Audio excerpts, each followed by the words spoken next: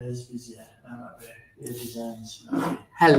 hello, hello. Good afternoon, Facebook.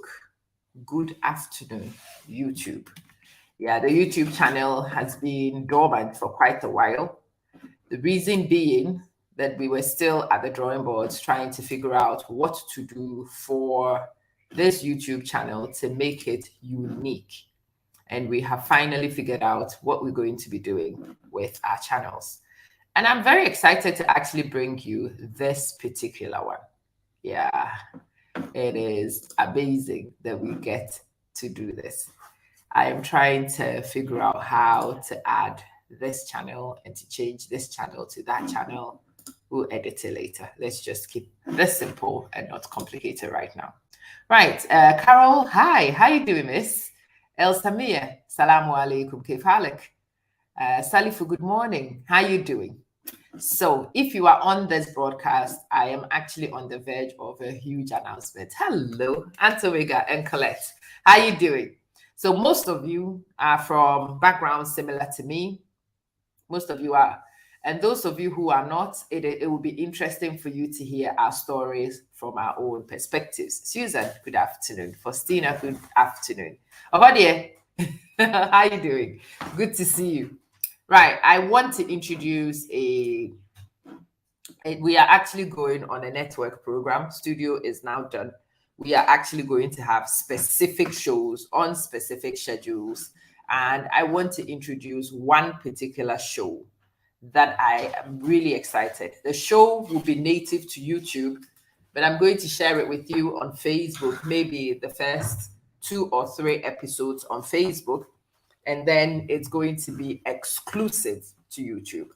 But this is the name of the show. It's History and Empowerment with Manson.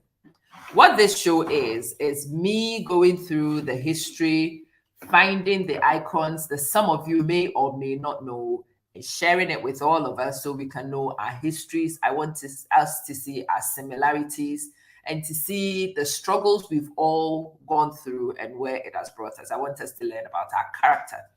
I have just put 3 women, and that's what I'm going to start with.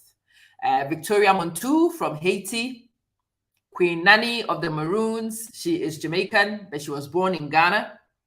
And the one in the red cloth is Queen Ya Asantewaa. Now, all these women you see on here are women who fought, they led battles against the British. And each of these women actually fought their battles to win. Interesting, iconic women that I want to share with you. And these are some of the women I draw a lot of strength and inspiration from. Obviously, we will not just talk about women. So I've stuck the doctor, the Osajefo, Osiadeyo, Dr. Kwame Nkrumah. Anybody who is Pan-Africanist, anybody who is a fan of the liberation movement in Africa, anybody who has been interested in the freedom fight, now this is the name you should know. So people ask me when I do these things, Amma, why do you want to do this? And why do you want to do it now? I speak to a lot of my sisters. So I have 2 sisters with me. There are 3 girls in our office. There is a Black American, there is a Jamaican, and there is me. Now, we all, when we first met, thought that we all had unique stories until we started talking. Obviously, the Jamaican told us about Nanny of the Maroons. Some Jamaican friends of mine had mentioned it before. I had done a bit of search on her. And I said to her, well, Nanny of the Maroons is Ghanaian. She says, actually, yeah, it is very documented that she was born in Ghana. Like, yeah. And well, whilst Nanny of the Maroons was in Jamaica fighting, Ya Asantewaa, her cousin, was also in Ghana fighting. And it turns out just before them, Victoria had also been in Haiti fighting. Women from our cultures have led where women needed to lead. We have been iconic in making sure the family is secure. For a lot of you, especially those of you in the Americas, when we mention people who are iconic of the freedom fight, most of you will tell me, it's the doctor. I have a dream. Yes, he had a dream. But you see, many had come before him. Many came after him. Many fought in many places. and it is the collective win for all of us. The freedom fight did not just happen in America, darlings. No, it did not. Whilst the freedom fight in America was happening in the 60s, some of these things had happened 100, 200 years before. Yeah, my Haitian friends will tell you about the history and the struggles to liberate. My Jamaican friends will tell you about their history and the struggle to liberate. My Indian friends will tell you the same about their history and the struggle to liberate. And you will listen to these stories as I have listened to these stories and realized the similarities and the parallels in each one of these. So I want to bring you that story. I want to help us all to get to know each other better and our stories better. Yes, Maureen, pure history. Giovanni, how you doing? Hi, Miss Carol. Yeah. Chioma, how you doing? Greetings, Mazara. How are you doing? Thank you, Maureen. Thank you, Sandra. And Christine, Evangelist Amposa. Hi. Yes, Mildred. Right. So you are watching from Ocala in Florida. Excellent. And you guys will come and tell me the Jamaican stories yourself. I'm going to go to Jamaica in August. And whilst I am in Jamaica, I would want to curate the stories and actually bring you the original, authentic versions of the story. Hopefully, I'll be able to do Haiti. I've always wanted to do Haiti because I want to go to Haiti and listen to the liberation story from those who are the custodians of that story. Every time I listen to people tell me their stories, I get very, very, very motivated, very, very, very galvanized. You see, the struggles in my lifetime are nothing in comparison to the struggles the times before me. My life should actually be perfect right now. I can vote, I can work, I can do whatever I want. But I can do all these things because of the ones who fought to get these liberties for me. And in fact, these people should inspire me to fight more, to do more, so generations after me can live in even better circumstances. And that's what I want to do. So let me put these back and let me tell you some of these women and what they have done. We will start with, let's go and start with Victoria Montu. The stories at the moment are stories from what I have got from a few people I know, and also from the fantastic resource that happens to be Google. You can go and find the names. There is a Seal Fatman and a few of them, quite a lot of them. But let me start with Victoria Montu. Victoria Montu, she's also called Grantoya. Yeah. Adbaraya Toya is also a name. Now, when you listen to Grantoya and Adbaraya Toya, you will know exactly where the naming is from. The history is important. The connections are important. And yes, I want us to make those connections as we go along. I should come to Suriname and meet the Maroons here. Well, Christine, can you help me organize to come to Suriname and meet the Maroons here? Because until you mentioned it right now, I had no idea that there were any Maroons in Suriname. We will all have to do a lot more to help everybody to get familiar with the story. It will help us all to see the similarities. I see people and they're like, oh, yeah, you Africans. I'm like, honey, you have melanin, the thickness of mine. This is not a you Africans business. Honey, it is us Africans. You is African too. No, no, no. I am Caribbean. And I'm like, darling, we is Africans. We is all Africans. We all came from the same place. It is important that we understand the stories and we find the parallels. Yes, I would want to come and discover the Surinamese Maroons, of course. Yes, Christine, I would love that. Yes.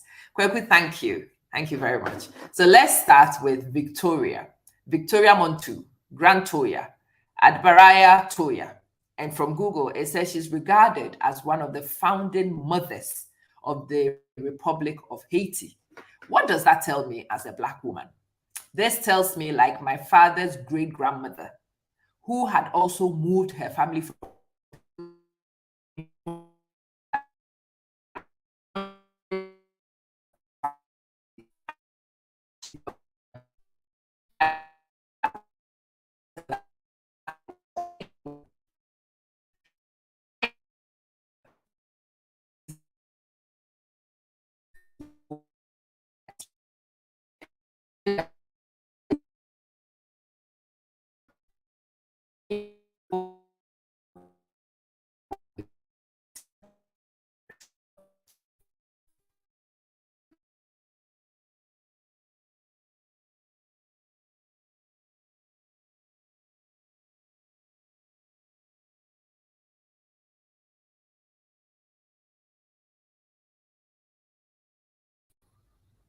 Yes, I am back. The internet was bad.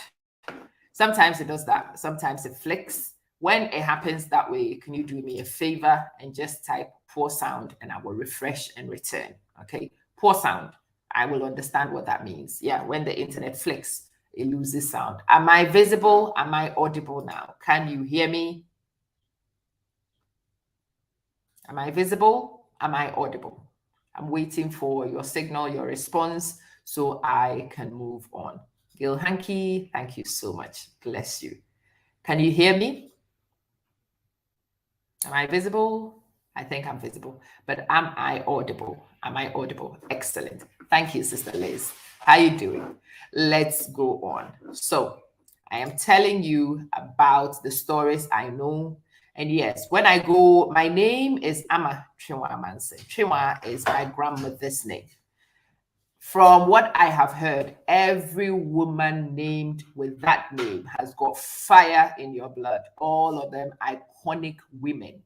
All of them destiny-changing women. And yes, I know a few cousins of mine with that name. Each one of those women stops family meetings when they present themselves. I'm telling you. The ones I know are women who control quite a lot in family interactions and discussions. Yeah. I have a particular one, a particular cousin of mine who has the family waiting for whenever she comes. People don't make decisions until she comes. Her name is Chinua. And it comes from exactly that line. The day I actually realized, and I was thinking about who are the Chinuas, who have been given this name. So I started curating the cousins who share the same name as me. And I started looking at the relationships and the behaviors. Yes, I am definitely a Chinua. Definitely similar to the one I was named after. Definitely similar to the one who came before her. And you see, I am a powerful, strong-willed woman from a long lineage of strong-willed, strong-willed, iconic women, destiny-changing women. And you see, that allows me to have the impetus to go off and be me whenever I want. Yeah, come to my DM, Kweku. You can come to my DM anytime. Yeah. I am audible. Yeah. Tuba, that's okay. Right. So, Mary, you studied Ghanaian literary works for some Ghanaian writers, and remarkably, you remember Ayikweyama. Yes. Ayikweyama is one of the beautiful ones are not yet born. Yes. Okay. Yes. The struggle, the determination, and the resilience of the African women in the fight for emancipation. Yeah, in the patriarch. See, this is it. We call it a patriarchal society. It's not really. These things with patriarchy came in later. It is actually patriarchy, but usually the king is the son of the queen mother, especially from my tribe. I am a Khan. The king was usually the son or the nephew of the queen mother. The queen mother was not a weakling. The queen mother was very influential in the decision-making of the king. Actually, the queen mother is the king maker. So who becomes king is actually determined by the women. When you come from your Western eye and you come with these poor, pathetic Africans who could not govern themselves, blah, blah, blah, you will misread it. You will misunderstand it. In my home, my husband is boss. But see, I am also not weak either. But when you come here and we tell you my husband is boss, he is in control, a lot of you will look, yeah, she is a subdued African woman. No, honey. No, honey. Go back to the history books. Go read the history carefully. Go back, especially those of you who are like me and don't know who you are and haven't worked out exactly who you are. And you kowtow and subdue all the time. You need to go back to your history and go find you've deviated from the track. We have never been victims. We have been very strong and iconic for a long, long, long time. And actually, these women I'm showing you were not just women who were making noise in the family. They commanded armies to defeat the British. You understand what I just said? They commanded armies to defeat the British. Ya Asantewaa did it in Ghana. Victoria Montu and her people did it in Haiti. Queen Nanny did it in Jamaica. So when you hear that it's been done in Haiti, it's been done in Jamaica, it's been done in Ghana, and these things are from your heritage, you need to stand in the mirror and realize who you are. Behind every strong man is a stronger woman. Absolutely, Miss Liz. And these stories are things you have to learn. And that's why I'm telling you these stories. Yes. Dawn. Yeah. The Maroons that ended up in Jamaica definitely came from somewhere. They are said to be rebellious. Well, go back to the history and ask yourself where they came from and go back to the tribes they came from. You will understand the rebellious spirit. In fact, they made it that far into the diaspora because they were a tough breed of people. When I go to Ghana this summer, I'm going to go to the top tip, where we had the first slave camp. And I'm going to drive the distance of the slave trail. And I'm going to show you the sheer distance and the effort it will even take me without the chains in my car to travel. And compare it with somebody who was walking barefoot and did it in chains and could survive that distance, often with no food. Oh, the human spirit is tough. And then when they got to the coast, that's where a lot of the trouble actually started, before they were packed in the ships.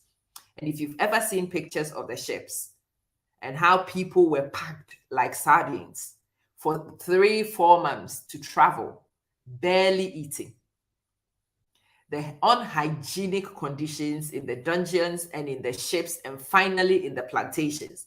And some of these people survived to become your ancestors. Or you will learn some respect for yourself, really. You will put some respect to your own name. You would. You will understand who you are, and you will arise and you will uptake your position because you finally discover you can be you, authentically you, no apologies made. And that's what I want to share this with you for. Of course, we will go to India and we will go look at the Indian stories. Anybody who wants to tell a story, do come and let me hear. I would love to tell the Aborigine story, of course. I would love to hear the stories in places I have not even heard about yet. So when you see me with this series and you have a resource that could help me do this, or you want to come on and come tell the stories, absolutely. Yeah. Megan, come and let's tell these stories. Come, let's learn. You are strong. And it runs in your lineage. But a lot of us don't know this. So we become wimps. And we just live in here. No. There's nothing wimpy about you, darling. If you knew who you were, you will be there fighting for your economic freedom. Because at least your fight is just economic. We have a lot of stories of what to tell. All you have to fight for now is economic freedom. People have already fought for the right to vote. People have fought for the right to work. People have fought for the rights. The Rosa Parks and the rest of them, they are easy for you to find out about.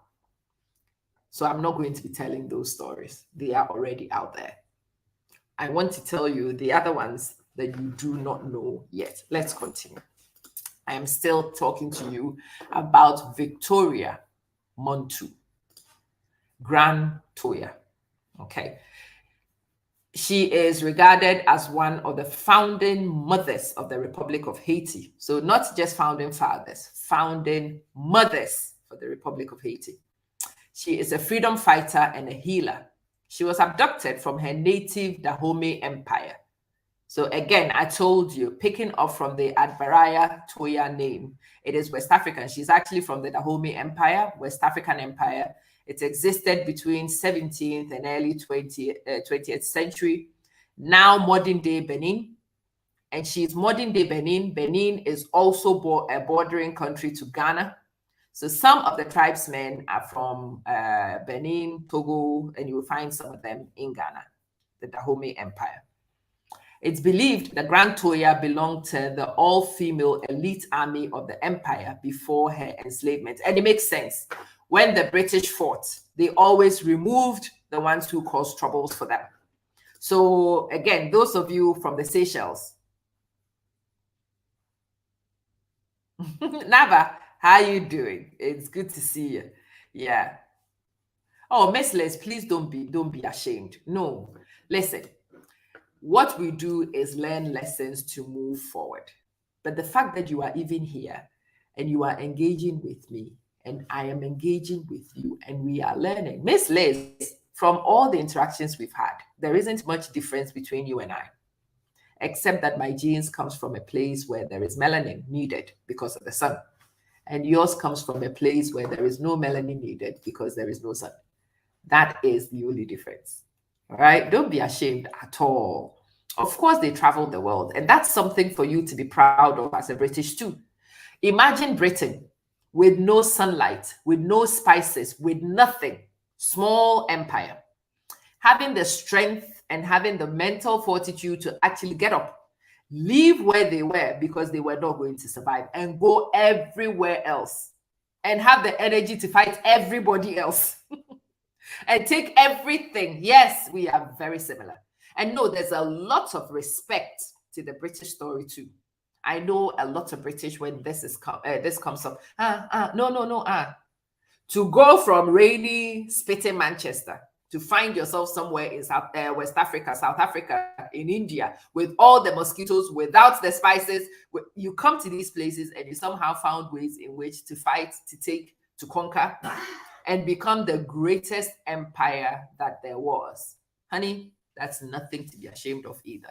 There is also quite a lot of lessons from that story. You also come from some stirred stuff. So no, don't let people's storytelling. This is very important. I've got to tell my story. But in telling my story, there is no need to oppress you. I should be able to tell my story and learn some lessons from my story. You should be able to tell your story and learn some lessons from your story. My story is not perfect. Your story is not perfect. We borrow from the good parts and we leave the other parts behind and we go forward. Now that's it. Somebody was sharing with me recently, curry has been voted as the British national dish recently. Yeah. I couldn't live without spices. I brought spices with me from Manchester to Abu Dhabi, and the customs guys nearly died out. They died actually from laughing at my expense. Ma'am, did you seriously bring spices from the United Kingdom into the United Arab Emirates? And I'm like, yes. Do you people have chili powder here? You idiots. This is the spice capital of the world. I'm like, really? All these blooming spices you brought from England and paid duty and import whatever to get here, it was all probably bought from here and shipped across, only for you to return with it. Ma'am, I recommend you go to Carrefour or Lulu's this evening near your hotel and go smell the spice. And I walked into Carrefour with my husband. When we got in, myself, the husband, and the children all walked in straight, and we could smell the spice. We followed our noses and we went to the spice center. And my God, there are so many spices here that I had never seen, I had never heard of. There are some that I wanted to get in England but could not touch. It's all here. There are lessons everywhere. That's the idea. Lessons everywhere. Yes, Facebook user says, know your roots. Receive energy to help you succeed in life. Exactly. We are never a victim. And that's the important lesson from all of this. Yeah. We are never victims. None of us. I'm glad you just woke up to this. It's an amazing, amazing opportunity to do this. Yeah. Relax and enjoy. When two brothers fight to death, strangers inherit their property. Exactly. No, we will not be fighting anywhere. Yes, Miss Vina, the Seychelles has a lot of princesses from Ghana. The King Prempeh, when the British took him. And yeah, that's a legitimate royal from the Asante tribe, King Prempeh. He was the Asante Hene, one of the most iconic leaders in Ghana. Asasira, Otekoko. Of course, the British came and realized that the army the Asantes had were very well organized. And one of the things they could do was to remove the leader so that the army was in chaos. And that's what they did. They took King Prempeh and some of the iconic leaders and they brought them to the Seychelles. When finally everything settled and the king was returning to Ghana, some of his people had already married Seychelles people and did not go. I think a particular princess stayed, didn't go home. So yeah, the history is so linked. The people of the Seychelles and the people of Ghana, now that is not even just a romantic connection. That is a proper connection, ancestry connection. There's a lot of intermarriage between the Ghanaians who were sent to Seychelles, and there were some people from Seychelles who returned in the entourage to Ghana. When you go to Ghana now, you hear people, me, I am Asante, I laugh. I laugh because you don't know the history. You are nothing. Yes, things have intermixed. We have intermarried. There have been so many things. When you go to Ghana, it's like watching the rainbow. I put my mom's picture here every now and again. My mom and my sister are like 10 shades lighter than I am. You may not actually recognize that we are related if you look at our pigmentation. My pigment comes from my father's side. But when I go to my father's side, they will look at me and they're like, no, you are not dark enough.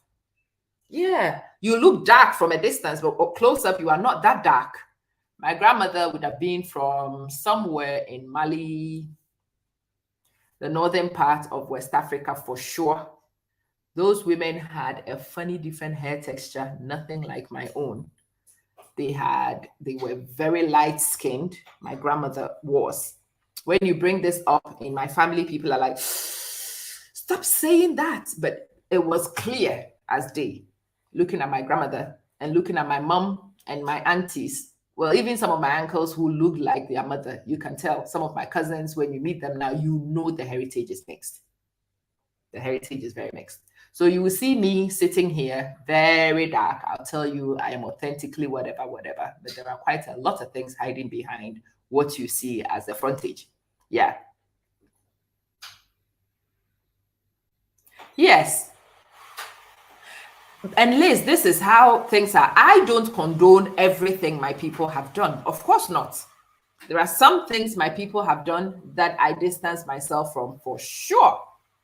But there are some things that my people have done which gives me great inspiration to move forward. And that's the trick.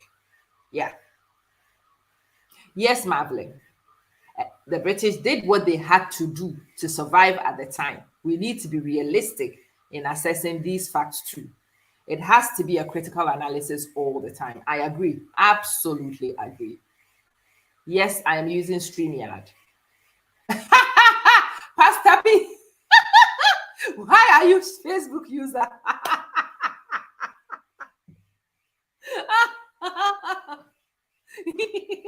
Says, mwah, mwah, mwah. Why are you Facebook user? I was wondering who Facebook user is. Yes, Africans must rewrite their story, else blame to no one there. We must tell the story, and I'm trying to do my bit. I shouldn't sit here and call Africans. No, I can actually say on my own Facebook page, on this page now, is quite the world and their friends. Of course, if I ask to find Jamaicans to come give me the original Jamaican story on this page, I will find them. I want the Haitians, I will find them. All I have to do is get started and invite collaborators and they will come. So that's what I'm doing. No, I'm not asking academics to do it. No, I'm not asking politicians to do it. I'm not asking influential people to do it. I want to start it from my own little corner and springboard it. And that's what we all need to do. When I go to Ghana, you will have a whale of a time watching me in these places. Yeah, incognito. I don't know what this sister of mine is up to today. I'm telling you. No, Pastor B. Her name is Facebook user today. Like, seriously.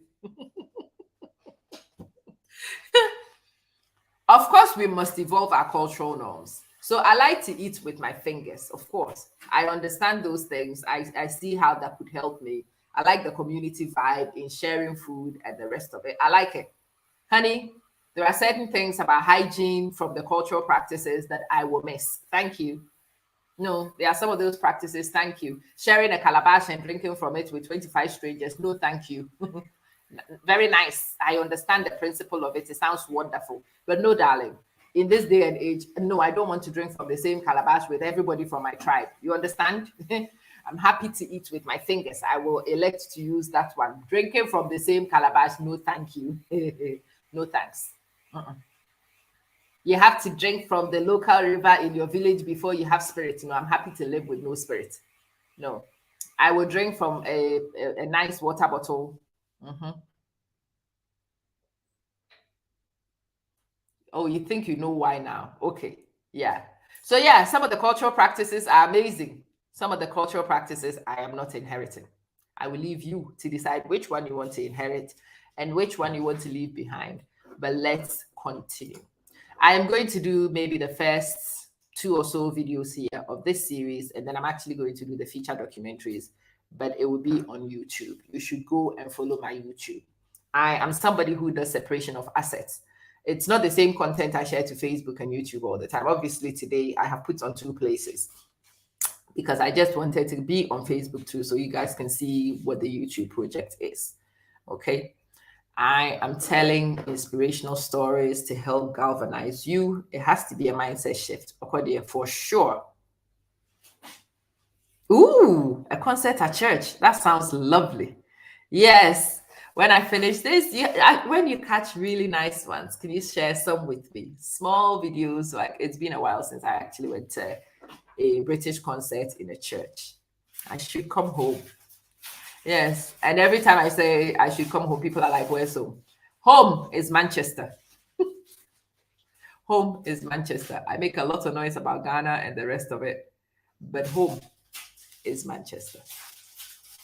Powerful statement to make, but it is. Yes, I may not look like your classic person from Manchester, but I'm very Manc. Very, very Manc. Yeah. Sharing the calabash, no, not in this day and age, Joe. No. You might need to give it an access. Okay. That may be it. Yeah. Okay, Miss Carol. Of course we can when I finish. So listen, I want to tell these stories and I want to tell it with you. I want you to come partner me to help tell these stories.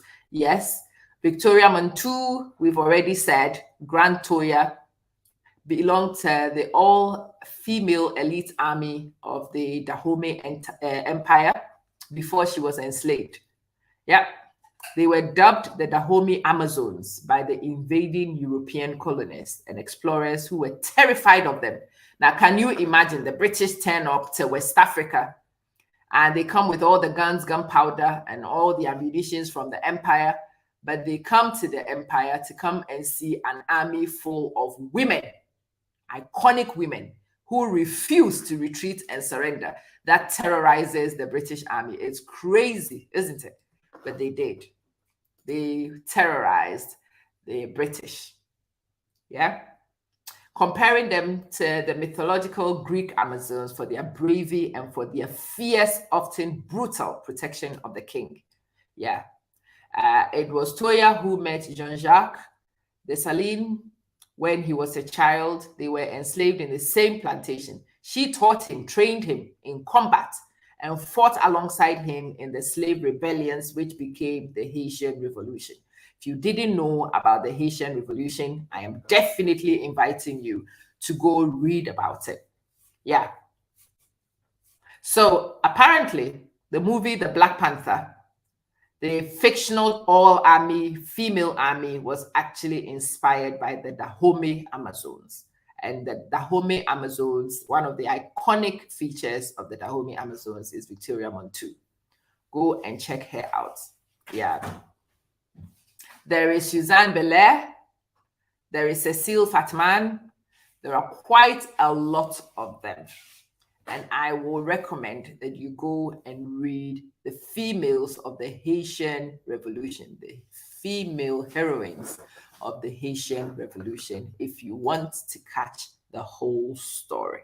Yes, Miss Liz, I would love to get some videos to watch. Ooh. And she's singing. Lovely. Yeah, that's really exciting. I'd love to see that. Yeah. So that is the Haitian story.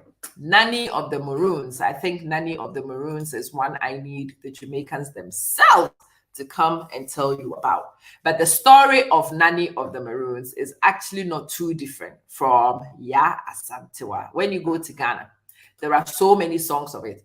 I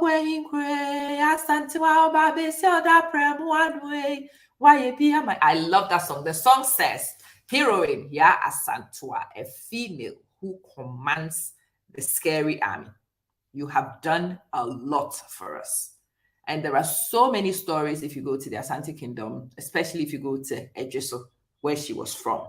When you go to Ejiso in Ghana, they will tell you a lot of Ya Asantua stories. She's not fictitious. She is real. Very, very real. And the story is very, very true. It is documented in the Akan history of it and also in the British collection of writings from the period. Definitely, when you look at both sides of the story, it tells you who she was and the contribution she made. Yeah, Y-A-A, Asantewa, Asantewaa. And if you go to Wikipedia, Wikipedia has an interesting thing on her. She was born 17th October 1840, and she died 17th October 1921. Interesting. I don't know if those dates are actually accurate. She was the warrior queen mother of Ejiso in the Ashanti Empire. Now, that's true. It's now part of modern-day Ghana. She was appointed by her brother, Nana Kwesi Afrane, the Ejisohene, or ruler of Ejiso. And in 1900, she led the Asante War, known as the War of the Golden Stool. And that is the British record of that war, the War of the Golden Stool, because the king of the Asante Kingdom actually sits on the Golden Stool. It is also called the Yasantua War of Independence against the British Empire. I'm reading this from Wikipedia. This is not just the Ghanaian thing I'm putting out, but the Ghanaian record and the British records are actually concordant on this Yasantua story. I can't tell you on authority on some of the others, but this one, I have researched it. I have been to the palace of the Asante King. I have gone to curate the information, and on Ya Asantua, I speak on authority, actually. So she was actually born 1840 in Besiase. She's the daughter of Kwekwam Poma. Her brother Afrani Penyin became the chief of Ejiso, a nearby community. So I've told you, the queen mothers were either the sisters or the mothers of the ruling king. They were very influential women. They were not victims at all. So this one was the sister of the king, and that's why she was appointed as the queen mother. Yeah. She was actually a farmer. And she was a farmer around Buankra. She entered a polygamous marriage with a man from Kumasi with whom she had a daughter. So it turns out she has one daughter. Interesting again, Yasantua also died in the Seychelles in 1921 when the Asantes were taken and the royals were being sent to exile. The queen, Yasantua, was also taken. She went with them to the Seychelles. She actually died in the Seychelles. She was not a returnee. She was an intellectual, a politician, a human rights activist, queen, and war leader. And this is a Ghanaian woman. She was born in 18-something and died in 19-something. She became famous for commanding the Ashanti kings in the War of the Golden Stool against the British colonial rule to defend and protect the sovereign independence of the Golden Stool. So when all the men had actually been taken, oh, you are from Besiase. Well, isn't it interesting? Most people will tell you that she was the queen mother of Ejiso. The Besiase lineage is actually not highlighted enough for me. But yeah, it's one of the things I wanted to highlight, for sure. When the men had been taken, the British army was quite strategic in war. Because they didn't want the army to offer enough resistance, they would send people to capture the icons first, before the rest of the army would actually turn up in town.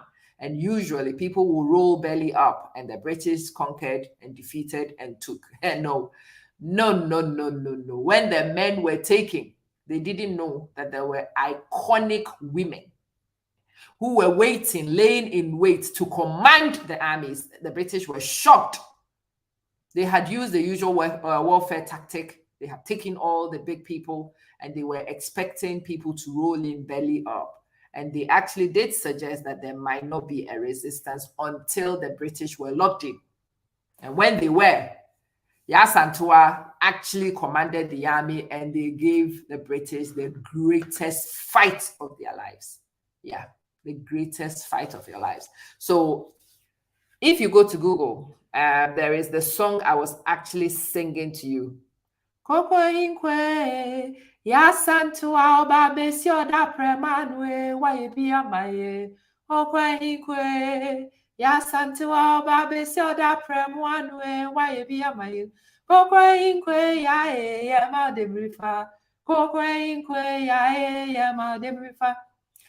think this one says Kokwahinko, but it's Okwahinko from the Akan language, from what I remember of the history. I will have to double check and come on this one. It is actually people who are sung about. These are no unsung heroes. This is a sung out heroine. And I wanted to share that with you today. Black women have always been oppressed. Really? Honey, what do you know about us? I mean, you are very different. No, darling, I am very typical. I am very typical of the place I come from. I am very typical of my lineage. In fact, I have not even elevated to what people before me have done. Listening to the women in my tribe, my mother's mother herself, something else too. My father's mother, oh, yeah. My great-great-grandmother, whoo, yeah. And so when I am tempted to roll up, when I'm tempted to curl up and cry and play victim, these stories really do help me to galvanize, to self-galvanize. Amma, you are made of some very stern stuff. No, girl, stop being stupid and stop making it so easy for those who want to conquer. You should only be conquered after a fierce war, and you should prevent it if you can. I wanted to share that with you. I will bring you some more icons. Those of you who know people that I should talk about, send them to me. And if you want to come help me, well, true love is difficult to find anywhere, of course. Yeah. So yeah, Pastor P says her ancestors were warriors. Well, your tribe it's not difficult. Knowing who you are and knowing your family and the connections. Yes, of course you are. Now you know why when I hit people, they fall down flat on the ground. Exactly.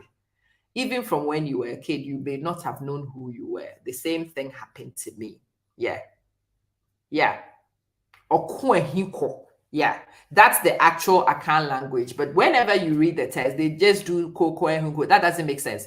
An annoying war to fight. Yeah. You go to war in just anger.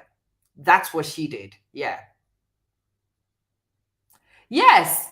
So those of you in the Seychelles, hello, cousins. Hi. I know that's not just because of melanin. That is a direct lineage we are discussing. I'm telling you, that is the direct lineage we are discussing. It's wonderful that we bring these stories and we find the connections and we realize how similar we are, how very similar we are. We are actually not that different. And so sometimes you've got to be careful with some of the statements you make about certain people. If I insulted any of you in the Seychelles, I would be a fool because I will be insulting myself. I won't do it when I know for sure. Meditative mind, how you doing? It's good to see you. Yes. And those of you in the Caribbeans, especially, I get this a lot from those in the Americas. Yeah. There's a girl who I reported a year or so ago, Tanya TKO. Yeah, you Nigerians. And I'm like, girl, have you stood in front of a mirror before? Nigerians. Tanya, shut up. You don't know who you are. Because you will not pick a fight with a Nigerian. In fact, looking at who you are, watching what you are like, and actually listening to the lineage, the very group of people you are fighting with are the people you are closest matched with. You are busy fighting the Nigerian because the same blood runs in your veins. It's funny what we do when we don't understand. Yeah. Wuchi, yeah. I need you guys to come and tell me the Nigerian story. And I want to hear the Samora Machel story. I want to bring you the Patrick Lumumba story. I want to talk to you about Steve Biko.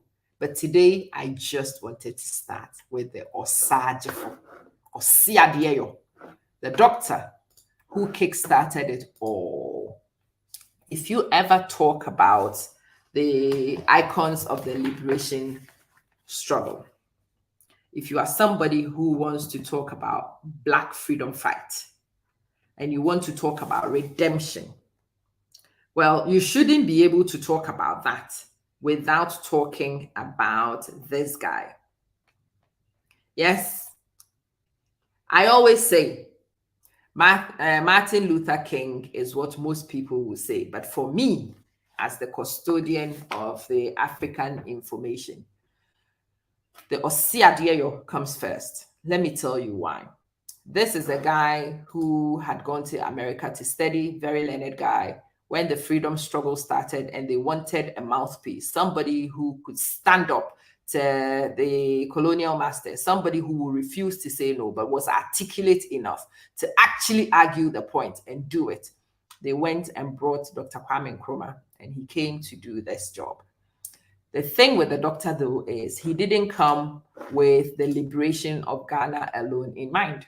Of course, we had the resources, we had the manpower to be able to argue and become the first sub-Saharan African country to liberate against British colonial rule, Ghana. Black Star of Hope. That is the purpose of the Black Star in the flag of Ghana. It's the Black Star of Hope. I'll take some time and I'll explain later. People always ask me, Amma, how is hope black and how is it a star? It shines really bright. And it was there to show the pigmentation of the people and to fight against always looking for shiny things, white things to be good things. Good things are black, people. Good things are very black. We'll talk about the flag and the rest of it later. But the doctor decided that he was not going to just commit to Ghanaian liberty, because Ghanaian liberty, when everybody else around us was still under colonial rule, was meaningless. And so a lot of our money was actually committed into the subsequent fight in the various countries. And after a while, not too long after we became liberated, a lot of the African countries did. Originally, the idea was that if they were successful in doing what they were doing, they were going to go for African unity, AU, like the United States of America. Africa is about the same sort of size as the United States. And the United States is as strong as it is because of the sheer numbers of states they command. Now, imagine the United States of Africa with all the resources we have, with all the manpower we have under one umbrella. And yes, in 66, 6 years after we had brought him and he had fought and liberated, we decided that we wanted out because some of us are also very daft. We are hungry. We will accept a penny and we will destroy our heritage because of it. What was interesting is the doctor did not die in Ghana. He actually died in exile in Guinea. When we decided we had now found a good place to be and didn't need a doctor anymore, the Guinea guys were very happy to find him. He went to live in Guinea. He helped with a lot of the West African freedom fight. Will credit the doctor. So he didn't think about a dream. He actually did act out the dream. He had a dream. And the dream is now almost complete. Well, it's complete. We don't have anybody in colonial rule in Africa anymore. But I want you to go and search for him. Good morning from Minnesota. I think the weather has improved by now. I was thinking of coming in April. Somebody showed me the weather in Minnesota, and I thought, okay, bye, see you later. Yeah. If a star boy, how you doing? Yeah. Yeah, of course, Mav. It is always said to demean. I mean, the Black woman has been demeaned for a long time. This whole thing with Black women and nakedness comes from this struggle. Again, I will go to the dungeons and I'll show you the funny thing with the dungeons, especially in the Cape Coast Castle. Between the female dungeon and the colonial master, what was the official title? I can't even remember the official title. The governor's quarters. There is always a little door. Every time I tell this story, it makes me laugh, but it's true. 100% truth. I am not making it up. When I go to Cape Coast the next time, I will take the cameras in and I will show you. Between the female dungeon and the colonial master's quarters, there was always a little trapdoor. And yes, at night, the colonial master, the governor, had his beautiful, well dressed white wife that he brought from England. But when he stood in the courtyard, when he saw the African woman with her shape, even though she was living in a dungeon, in a pigsty, most of them with nothing to wear. Oh, but he saw her boob and he was like, ooh, having me some of that. I must have that. Bring her to me. Well, she was brought under duress, but the governor could not contain himself. There was still an officially available woman in his room. Now, the one person I would not have wanted to be in this whole nonsense with colonialism would have been the governor's wife. Can you imagine how it would feel when you are available, well-dressed, well-poised, and your husband still thirsts for the filthy black woman he's kept in a dungeon, that he couldn't control himself? They actually have a lot. When you go down south to where the dungeons and the castles and the forts were, people who live around these areas are very light-skinned. Most of them are mixed race. Most of them are mixed race. The women were naked. They were wearing nothing. They had chains around their neck. They had shackles in. They were filthy, filthy, filthy. But they were irresistible in their filth. Now that should teach you something about you. Bathsheba. Yeah. I would not have wanted to be. I mean, how demeaning would it be that you come with your fancy dresses and you are walking around, but you know that your husband is still lying in bed with the filthy slaves from the dungeon. Can you imagine? Yeah, Charles, can you imagine? No, thank you. And I can imagine any of those slaves who was like me, who sees the governor's wife during the day, and I would have laughed.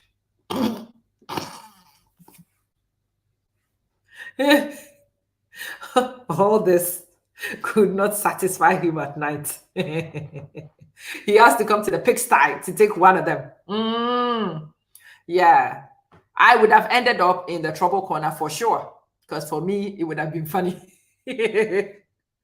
I would not have said much. I would have just laughed. Yeah.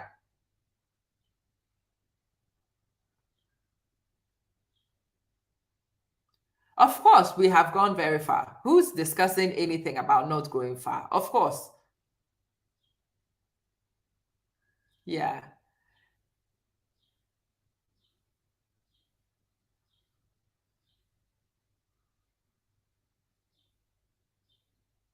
Okay, Sunshine, come and let's talk. So you want to go to the previous one? No worries. Do come and let's talk. Okay, email me and let me sort it out for you. That's not a problem. Yeah.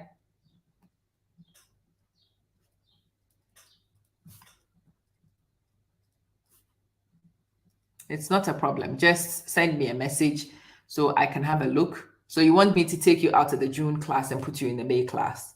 Yeah, no problem.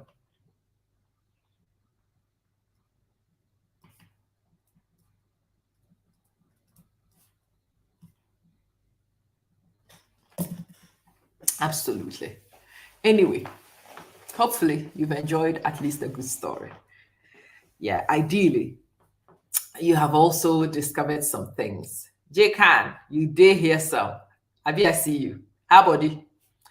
I am just telling these stories to empower everybody. I want us all to understand that in our history exists a lot of learning.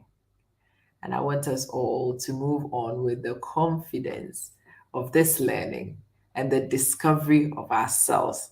And Andrea Maggie, how you doing? It's good to see you. Welcome. So listen, welcome to the tribe. Join us and come regularly so we can learn together. I am very excited to bring this. I'm so glad you guys are here. And I hope that I will find in us some partners to tell the story. If you want to help me tell the story, then inbox me and tell me, Amma, I want to tell you the maroon story. Of course, I want to know the maroon story. Yeah. Now I'm fascinated by the Surinamese Maroons. I want to hear what it is that the Surinamese Maroons have also been up to. When you go black, you never go back. I've heard that. You know, the first person who said this to me was one of my neighbors. At the time, should have been maybe early to mid 80s, very elderly Irish woman. She meets me and she says, "Girl, come here." So I go to this woman and she says, you girls, you irritate me." I'm like, especially when you wear your African things, you look so regal. Girl, you know my one regret? I'm like, no, I've always wanted to fuck a black man. I'm like, what? Yes. They said when you go black, you never go back. I'm like, I can't help you there, sorry. The one black man in my house is not available for you to try.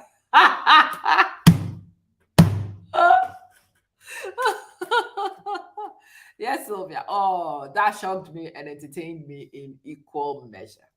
Yeah. Ifiakma, how you doing?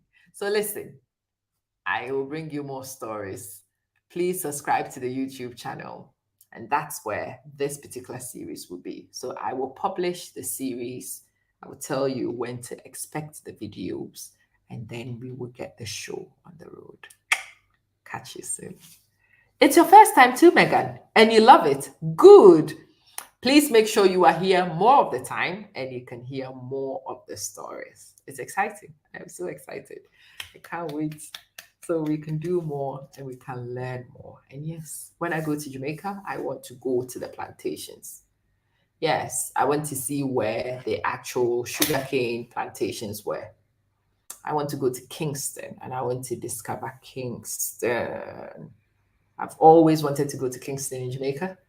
I met a friend around about 18, 19, Nadine, and the stories she used to tell of Kingston has had me fascinated ever since. Yes, yes. Titilai.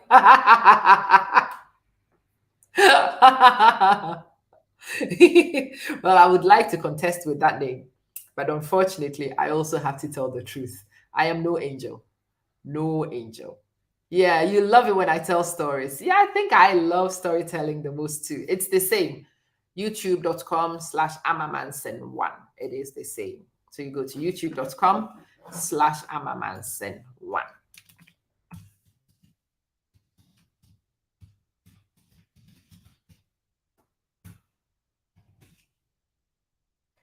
Yeah. I'm so excited. I am so excited. And yes, when you click on it, you should actually see this picture you see. Yeah. You should go and see the YouTube channel and you should definitely subscribe. And then we can get this show on the road. I want to make sure that our stories are told. I want to make sure the stories are actually told by those who actually know the story. And I don't like to see stories retold by people who twist it and take it out of context. If stories have to be told, stories have to be told the right way. They have to be told the right way.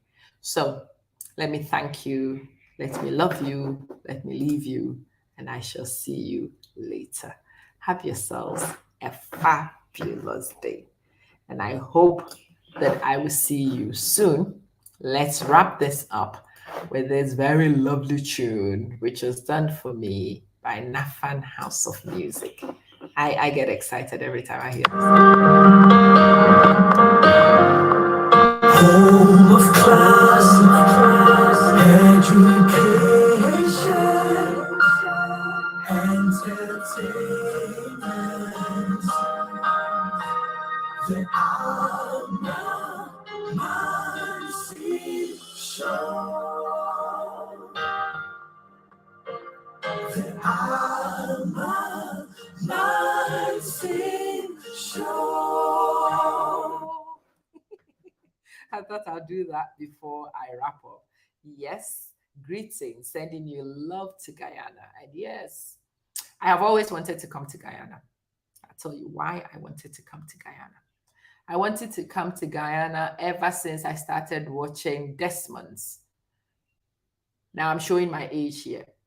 Depending on your age, you'll be familiar with Desmond's. It was a show It was set in a barber shop in Peckham.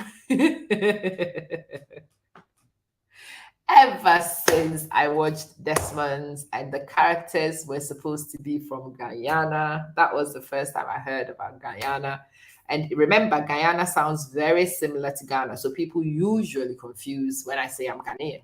People usually confuse it. They think I am from Guyana. Yes, I want to come to Guyana. I want to go so many places. And so I need more invitations. So invite me. Amma, we are having a conference. We want you to come and speak. Yes, yes, yes, yes. Invite me. I'll come and speak. Amma, we're doing such a thing. We want you to attend. Yes, yes, yes. I would love to attend. Get in touch and let's interact. Catch you all soon. Oh, Bonita, you're also here in Guyana. Look at you. I need to come to Guyana now. I am very excited. I shall see you guys very soon. Bye.